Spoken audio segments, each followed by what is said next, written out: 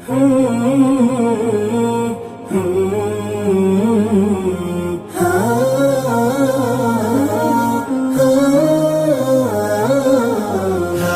دنت عشر مباركة على أهل التقى والبر والإحسان، هي أفضل الأيام في الدنيا فكن فيها مجدا واستبق لجناني. استقبلوها بالعبادة واغنموا فضل الإله الواحد الديان، فضل الإله الواحد الديان.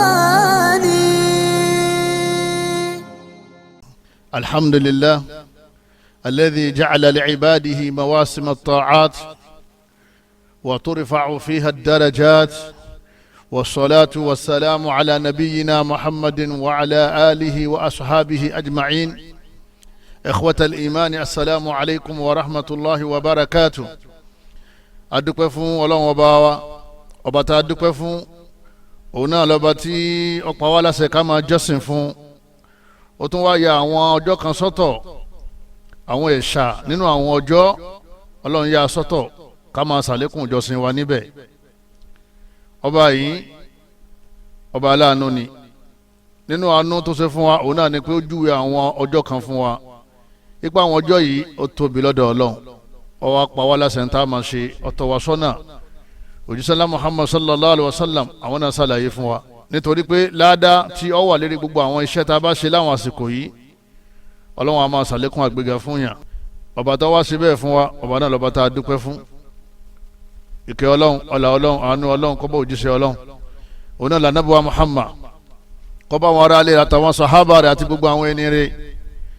ẹ̀yọ́ máa yá mi nínú ẹ̀sìn wa, ad-dunya darul amali wal akhiratu darul jaza.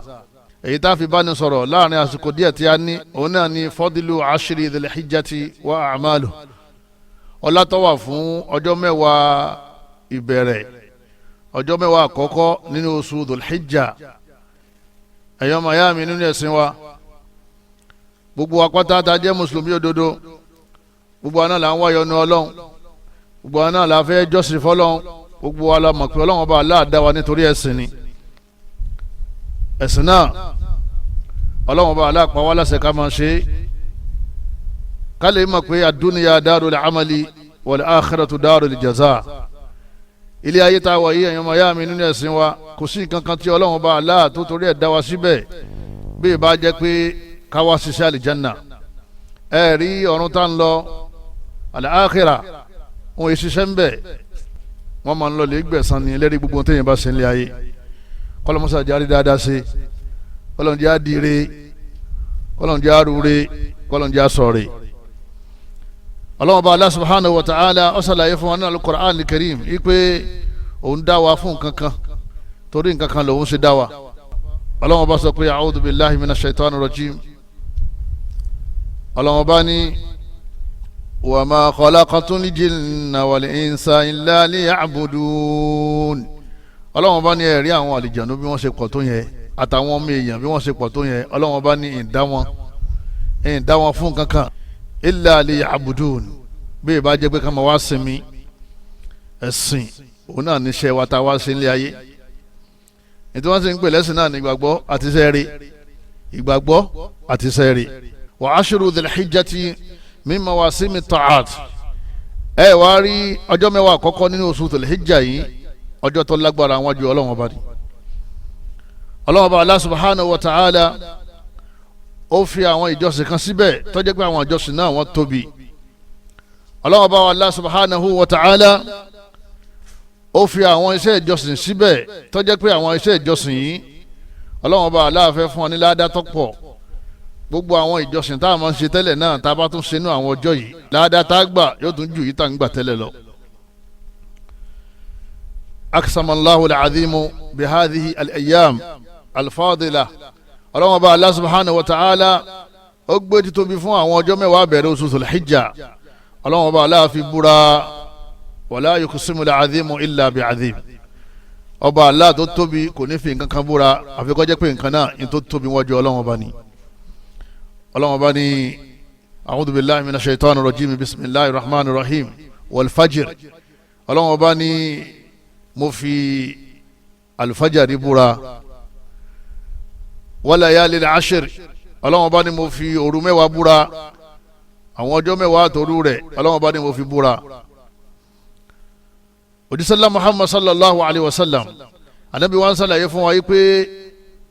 gbogbo wa kátàjí anabi ń pè wá sákèésí nípa àwọn ọjọ́ yìí. anabi ní ma min ayyami al-amalu salihu fiha ahabbu ila allahi min hadhihi al-ayyam. anabi ní kò sí àwọn ọjọ́ kan téèyàn máa ń ṣiṣẹ́ rí ń bẹ̀ tọ́lọ́run wá nífẹ̀ẹ́ sí jùlọ tó iṣẹ́ rí téèyàn bá ṣe nínú àwọn ọjọ́ mẹ́wàá yìí. ọjọ́ mẹ́wàá o ọjọ́ mẹ́wàá àkọ́kọ́ nínú oṣù dhul-hijja. qalu wala jihadu fi sabilillah.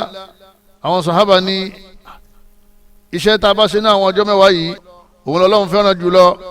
bẹ́ẹ̀ bá lọ jihad ńkọ́ téèyàn lè fẹ̀mí rẹ̀ dáàbò bẹ̀sìn téèyàn jáde ńlé tó lè ṣe jihad tó lọ sí ojú ogun ẹ̀sìn tó lè fi ẹ̀mí rẹ̀ lẹ́fẹ̀sìn èyí tẹ́sìn wọn fi parẹ́ kọ́ bẹ́ẹ̀mí wọn lọ kẹ́mi wọn bá lọ. wala jihad fi sabilillah ẹni tó lọ jihad ńkọ́ tó lè ṣe jihad iṣẹ́ ńlá ló ṣe ẹni tó fi ẹ̀mí rẹ̀ lẹ́fọ́lọ́. anabi ni wala jihad fi sabilillah anabi ni bẹ́yẹn lọ jihad gan anabi ni iṣẹ́ tó ṣe ń bẹ̀ kò tó iṣẹ́ téèyàn bá ṣe nínú àwọn ọjọ́ mẹ́wàá ìbẹ̀rẹ̀ oṣù Dhul-Hijjah yìí. anabi ni illa rajulun kharaja bi nafsihi wa mali anabi ni àfi ẹni tó lọ jihad tó jẹ́ pé ó jáde pẹ̀lú owó rẹ̀ ó jáde pẹ̀lú ẹ̀mí rẹ̀ falam yarji' min dhalika bi shay' ẹ̀mí rẹ̀ ó darí owó rẹ̀ ó darí aṣọ rẹ̀ ó darí ẹ̀sìn rẹ̀ ó darí nǹkan já rẹ̀ kò darí gbogbo ẹ̀ tán sójú ogun bó ṣe kó lé wọn àtàwọn nǹkan já rẹ̀ àtóúnjẹ rẹ̀ àti nǹkan tí ó fi jà àti gbogbo àwọn owó tó ní àti aṣọ tó wọ̀ nǹkan kan wọlé padà ń bẹ̀ ẹ̀mí rẹ̀ ò dé dúkìá rẹ̀ ò wọlé padà ó gbàbẹ̀ lọ́rùn ní nǹkan kan ò darí padà wálé àtẹ̀mí rẹ̀ àti dúkìá rẹ̀. ànábì ní iṣẹ́ yìí òun la lè sọ pé ó ṣe déédéé iṣẹ́ ìjọsìn téèyàn bá ṣe nínú àwọn ọjọ́ mẹ́wàá ìbẹ̀rẹ̀ nínú oṣù Dhul-Hijjah. ẹ̀yọ́ máa mi nínú ẹ̀sìn wa limadha azumat hadhil ayyam kí ló wá dé tí àwọn ọjọ́ yìí tóbi púpọ̀ lọ́dọ̀ Ọlọ́run ọjọ́ mẹ́wàá péré ọjọ́ kìíní ọjọ́ kejì ọjọ́ kẹta tó fi wá di ọjọ́ mẹ́wàá níbẹ̀rẹ̀ oṣù Dhul-Hijjah kí ló dé tí ọjọ́ yìí tóbi lọ́dọ̀ Ọlọ́run tó báyìí. wọ́n ní lidijtima'i ummahatil ibadati fiha nítorí pé àwọn ìjọsìn tó tóbi gbogbo ẹ̀ pátápátá ó sọdún sínú ẹ̀ gbogbo ẹ̀ la máa ṣe níbẹ̀ tó jẹ́ pé àwọn ìjọsìn yìí tá à ń ṣe nínú àwọn ọjọ́ mẹ́wàá yìí yípo ọdún gbogbo àwọn ìjọsìn yìí ò lè kójọ papọ̀ mọ́ gẹ́gẹ́ bó ṣe kójọ sínú ọjọ́ mẹ́wàá yìí tọ́jọ́ mẹ́wàá yẹn bá ti lọ gbogbo àwọn ìjọsìn yẹn a máa ṣe wọn lọ́kọ̀ọ̀kan ni àmọ́ gbogbo àwọn ìjọsìn ńláńlá yìí a gbọ́dọ̀ ṣe gbogbo ẹ̀ nínú ọjọ́ mẹ́wàá yìí gẹ́gẹ́ bí hajj lápèjúwe a ṣe hajj nínú ọjọ́ mẹ́wàá yìí àwẹ̀ wà nínú ọjọ́ mẹ́wàá yìí a máa kírun ọ̀ràn yàrá bá ṣe kí n tẹ́lẹ̀ ìmọ̀ rántí ọlọ́run ọba ìmọ̀ gbórúkọ ọlọ́run ọba tóbi ó wà ńbẹ̀ lẹ́yìn náà apẹ̀rẹ̀ ńbẹ̀ apẹ̀rẹ̀ fọlọ́run àfijọ́sìn fọlọ́run àdúrà wà ńbẹ̀ rẹpẹtẹ gbígbà àdúrà wà ńbẹ̀ gbogbo àwọn ìjọsìn tó kóra wọn jọ yìí wọn ò lè kójọ sínú àwọn ọjọ́ mi mọ́ yípo ọdún bí wọ́n ṣe kójọ sínú ọjọ́ mẹ́wàá bẹ̀rẹ̀ oṣù Dhul-Hijjah. ẹ̀yọ́ máa yá mi nínú ẹ̀sìn wa nígbà tọ́rọ̀ wá rí báyìí gbogbo wa ní sùn gbogbo wa àní sìnmẹ́lẹ́ àní sọlẹ̀ ẹja dájọ́ síwájú ọlọ́run nítorí pé níta bá fi síwájú ọlọ́run náà lábàá lọ́dọ̀ ọlọ́run. anabi wa Muhammad sallallahu alayhi wa sallam anabi ni afdalu ayyami dunya ayyamul ashr anabi ni ẹ̀rí àwọn ọjọ́ tó lọ́lá jù lọ́dọ̀ ọlọ́run ọba yípo ọdún nínú ilé ayé tá a wáyé anabi ni ọjọ́ mẹ́wàá ìbẹ̀rẹ̀ oṣù Dhul-Hijjah ni. ẹ̀yọ́ mayami asalafu salih gbogbo àwọn ẹni rẹ̀ wọ́n máa gba àwẹ̀ lọ́sàn-án wọ́n ó sì máa dìde lóru wọ́n máa ka Kùránì wọ́n máa ti sàrà wọ́n máa ti sẹ́rẹ̀ níjọ́ kẹwàá àyígbá àwẹ̀ ẹran nìkan là á máa pa ń bẹ̀ àwọn ẹni rẹ̀ wọ́n máa dìde lóru wọ́n máa bẹ Ọlọ́run ọba láwọn òru yìí nítorí pé gbígbàdúrà wà ń bẹ̀. àfàwà Sa'idu bin Jubair ó ní la tutfi'u surujakum layali al-ashr ó ní gbogbo ẹ̀yin ọmọ anabi Adam ó ní gbogbo ẹ̀yin olùgbàgbọ́ òdodo tẹ́ jẹ́ mùsùlùmí òdodo ẹ má sùn lóru ọjọ́ mẹ́wàá yìí o ẹ má pa fìtílà lẹ́yìn torí àwọn Lárúbáwá wọ́n máa tan fìtílà tí wọ́n bá sùn wọ́n máa pa fìtílà wọn. ìtumọ̀ ẹni pé ẹ má pa fìtílà tí àfáà wa gbà lérò òun náà ni pé ẹ má sùn o ẹ má jorun ọ̀pọ̀ ẹ dìde kẹ́ bẹ Ọlọ́run ọba. wa ma hiya a'malu hadhihi al-ayyam àwọn ọjọ́ mẹ́wàá yìí ẹ̀yọ́ máa yá mi nínú ẹ̀sìn wa àwọn ṣẹ́wó la máa ṣe alákọ̀ọ́kọ́ at-tawbatu mina shirki wal bid'ah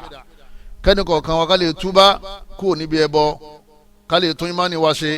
nítorí iṣẹ́ tá a bá ṣe bó ṣe kọ́ pọ̀ tó tá a bá sí nínú àwọn tó ní ìmánì sí Ọlọ́run nìkan Ọlọ́run ò ní gbà níta bá fi jọ́sìn fọlọ́run ọba kó jẹ́ súnà tó bá ti jẹ́ bídíà Ọlọ́run ò ní gbà Ọlọ́run ọba ní la in ashrakta la yahbatanna amaluk ìrẹ́ ànábì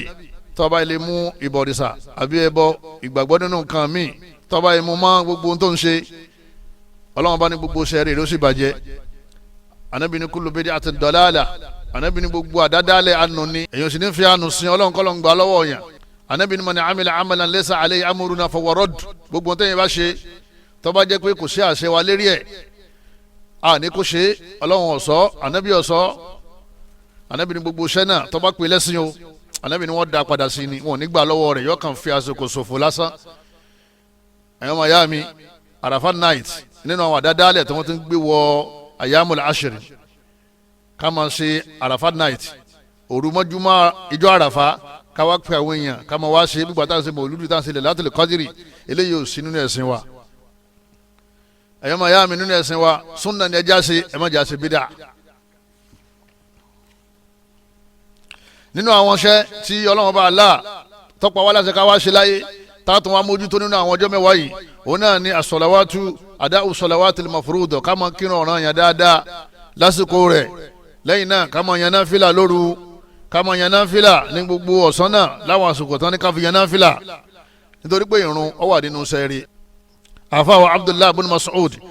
wọ́n bi anabi wọ́n ní ayyul amali ahabbu ila Allah wọ́n ní iṣẹ́ wo l'Ọlọ́run fẹ́ràn jùlọ anabi ní as-salatu ala waqtiha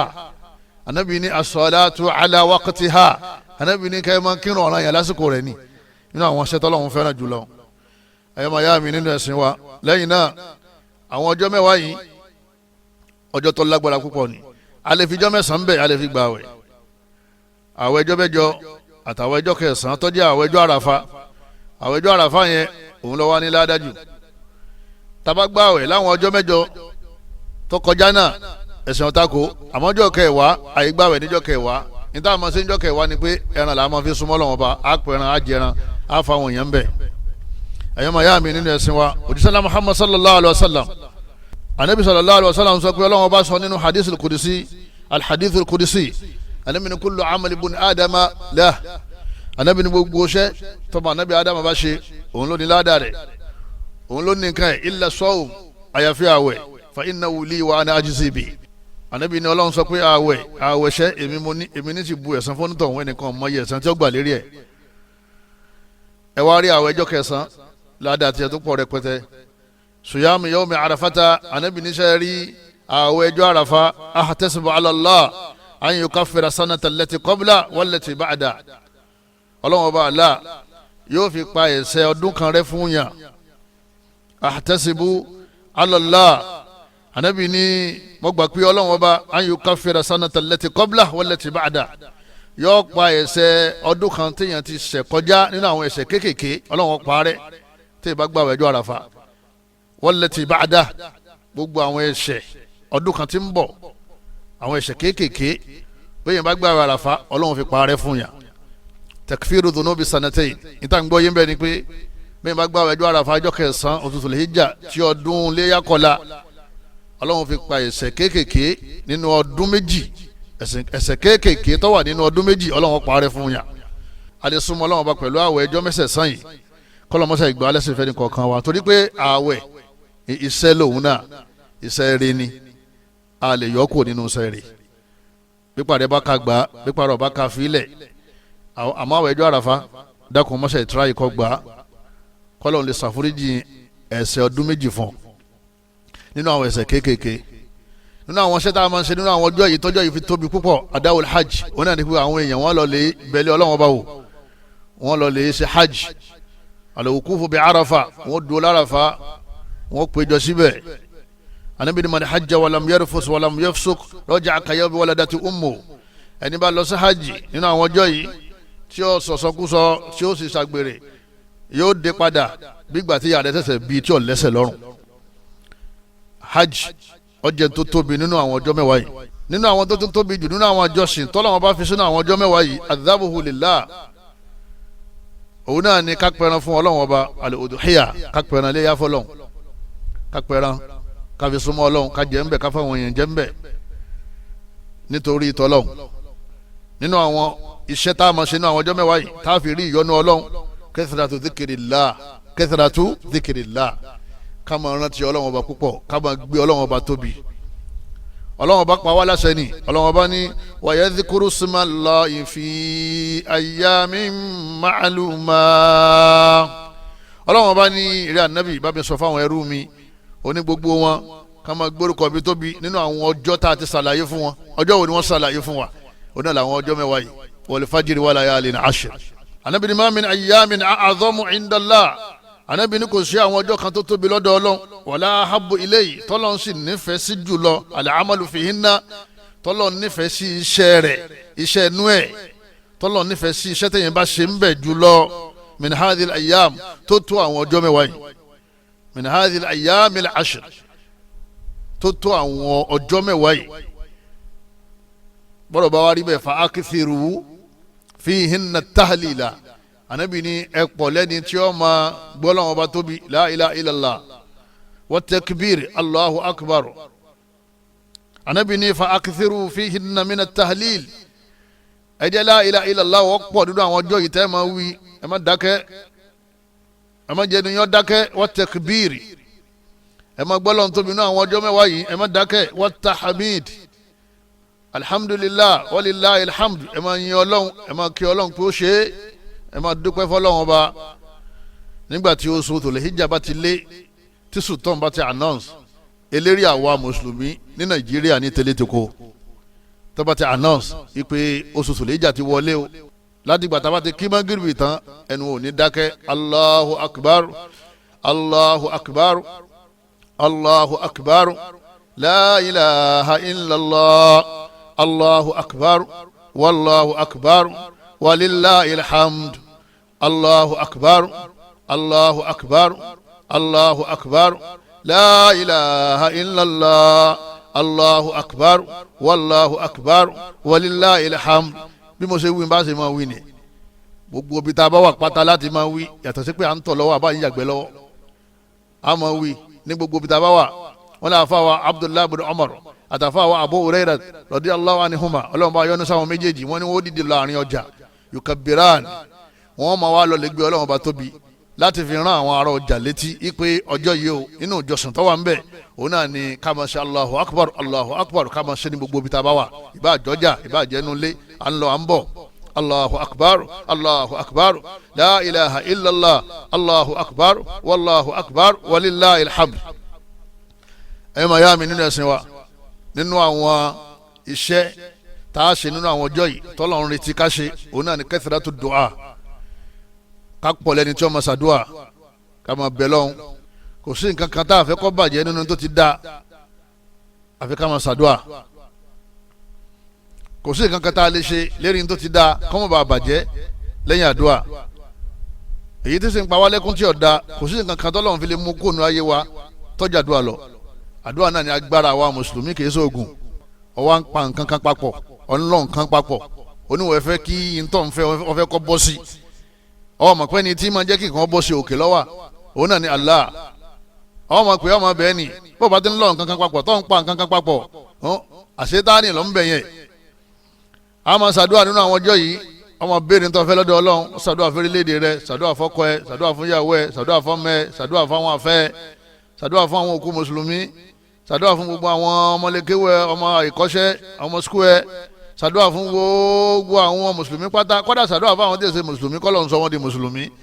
gbogbo àwọn tí wọ́n ti sọnù alùbídíà sòfíà ṣàdúrà fún gbogbo wọn kọ́lọ̀ ń darí wọn sójú ọ̀nà gbogbo àwọn tí wọ́n ti sọnù nínú àwọn ọmọ ìyá ẹ nínú àwọn ẹbí ẹ kọ́lọ̀ ń darí wọn sójú ọ̀nà tọrọ àrísìkí tọrọ ẹ̀mí gúngùn tọrọ àlàáfíà tọrọ àtibọ̀tán rí kọ́ tọrọ kíkọ́ ọ̀tá mọ́ ká ọ ọ̀kan nínú àwọn ẹni rí nínú àwọn sálàfù sálẹ̀ ń pè wá sákèsì ó ní layalil ashri awqatul ijaba layalil ashri awqatul ijaba ó ní ẹ̀rí àwọn òru mẹ́wàá ìbẹ̀rẹ̀ oṣù Zulhijja ó ní awqatul ijaba ó ní bẹ́ẹ̀ bá máa pàdúrà máa ń gbà ń bẹ̀ òun sọ fún yín sìn ẹ̀ lè tarabàdúà ẹ̀ dárun mọ́jú àdúrà yẹn gbà fàbàdí rọ̀gìbàtà tẹ́lẹ̀ hakithawaaba ó ní gbogbo yín ẹ lè gbìyànjú kẹ́ ẹ máa wá oore lọ́dọ̀ Ọlọ́run nìkan bẹ́ẹ̀ bá ń wá oore lọ́dọ̀ Ọlọ́run nìkan nínú àwọn ọjọ́ yìí ẹ gbẹ̀san rí bùkátà yín ó bíyá àdúrà yín ó padà wá gbà àdúrà ẹnì kọ̀ọ̀kan wa kọ́lọ́ mọ́sàájọ́ gbà lẹ́yìn náà kathratu sadaqa nínú àwọn ọjọ́ yìí sàárà máa ń pọ̀ mbẹ́ ẹ rí sàárà nínú àwọn ọjọ́ mẹ́wàá yìí ó lóore ju sàárà nínú Ramadan lọ gbogbo sẹ́ẹ̀rì téyìn bá ti ṣe nínú àwọn ọjọ́ yìí ó lóore ju gbogbo sẹ́ẹ̀rì téyìn ṣe nínú Ramadan lọ Ànábì ní kò sí ọjọ́ kan nínú àwọn ọjọ́ ayé afdalu ayyami dunya kò sí ọjọ́ kan nínú àwọn ọjọ́ ayé tó jẹ́ pé iṣẹ́ téyìn ṣe ń bẹ ó tó iṣẹ́ téyìn bá ṣe nínú ọjọ́ mẹ́wàá ìbẹ̀rẹ̀ Zulhijja lọ ọjọ́ mẹ́wàá yìí ló yẹ kí sàárà wọ́pọ̀ ara sàárà náà ni ẹran tá a pa ẹran léyà tá a pa níjọ́ kẹwàá ara sàárà ni a jẹ ń bẹ a bọ àwọn yẹn ń bẹ a fa àwọn tálíkà ń bẹ wọ́tọ́lọ́hún bá kẹ́ gbé owó jáde kò fẹ́rẹ̀ ẹran sáwọn mọ́sálásí gbé owó jáde kò fẹ́rẹ̀ ẹran fáwọn afẹ́sì kó gbé owó jáde kò fẹ́rẹ̀ ẹran fáwọn jàmáà ládùúgbò káwọn tálíkà opó àwọn ọmọ òrukàn kí wọ́n rí nǹkan jẹ àwọn tí wọ́n lè máa kanlẹ̀kùn àwọn olówó ẹ lè pẹ̀rẹ̀ sí mọ́sálásí ilé olówó àti ilé tálíkà ni ọ̀sẹ́ nìkan tí ó wọlé tá a pè kí ló ń fẹ́ kí ló ń wá ẹ ṣe sàárà lẹ́yìn náà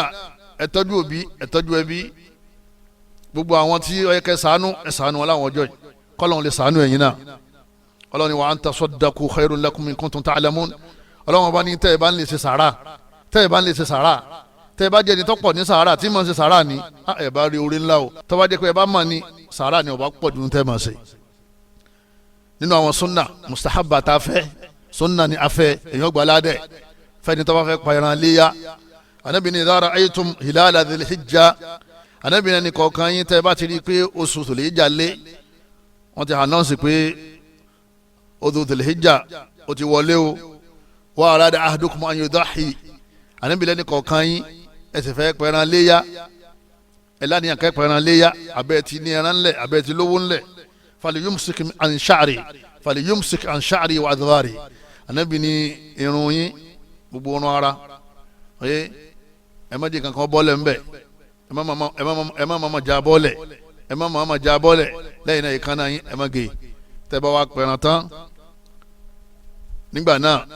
lẹ́ẹ̀tọ́ wá gé ìkànnà lẹ́ẹ̀tọ́ wá gé àwọn irun tó wà lára yín àmọ́ irun gbọ̀n àyè gé irun gbọ̀n ńjọ́ ọdún àyè gé irun gbọ̀n kátó sọdún irun gbọ̀n ẹ̀sìn ni tá a fi ń súnmọ́ Ọlọ́run ọba wa ẹ máa yá mi nínú ẹ̀sìn wa àwa bẹ̀ Ọlọ́run nínú àánú àti agbára rẹ̀ ọba aláàánú ọba tó ní ẹ̀mí wa lọ́dọ̀ ọba tí ó ní agbára lérí gbogbo wa ọdún tí ń bọ̀ lọ́ọ̀kan tá à ń wò yìí kọ́lọ́mọdé wọn ṣe lẹ́yìn wa kọ́lọ́njá sọ pọ̀lọpọ̀ ọdún kọ́mọ́sẹ̀ lè láti gbẹ̀yìn fún wa gbogbo ìjọsìn tá a bá fi súnmọ́ Ọlọ́run bá ń bẹ̀ kọ́lọ́mọsẹ̀ ìgbà lẹ́sìn fún wa wasalaamu alaykum wa rahmatulahi wa barakatuh. عشر مباركة على